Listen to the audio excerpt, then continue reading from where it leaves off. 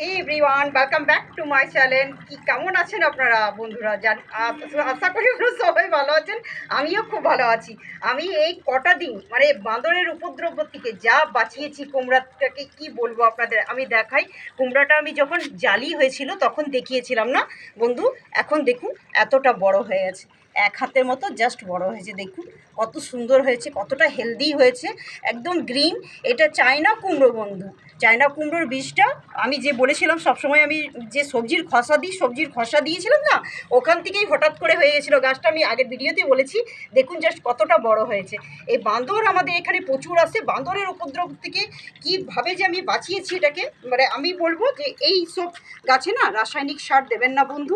যতটুকু পারবেন একদম বেশির থেকে বেশি এটাতে গোবর সার দেবেন, অবশ্যই করে গোবর সার মাস্ট। গোবর সার দিলে খুব ভালো হেলদি সুন্দর গাছ হয়। আর না হলে কী করবেন, এই যে বায়ো ডিএপি দানা আছে না, আমি দেখাই আপনাদের। এর দেখুন বায়ো ডিএপি দানাটা অবশ্যই করে এই মাটির মধ্যে দিয়ে দেবেন। মাটিটা আমি আলগা করে নিয়েছি, আপনারাও করে নেবেন।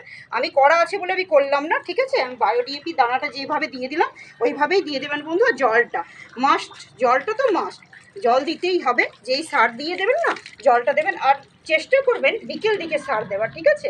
সকাল দিকে দেবেন না বন্ধু। আমি বলবো, রিকোয়েস্ট করছি আপনাদের সবাইকে, বিকেল দিকে দেবেন। বিকেল দিকে সার দিলে না খুব ভালো হয়, গাছ খুব ভালোভাবে সারা রাত আরামসে তলে চলে যাবে, একদম গ্রহণ করবে, খাদ্যটা গ্রহণ করবে, ঠিক আছে। তো কুমড়োটা শুধু দেখুন কত সুন্দর হয়েছে। এই যে দেখুন চায়না কুমড়োটা। তো অবশ্যই করে কমেন্টে জানাবেন যে আমার এই কুমড়ো গাছ কেমন লাগছে আপনাদের, অবশ্যই করে। Tata, bye bye.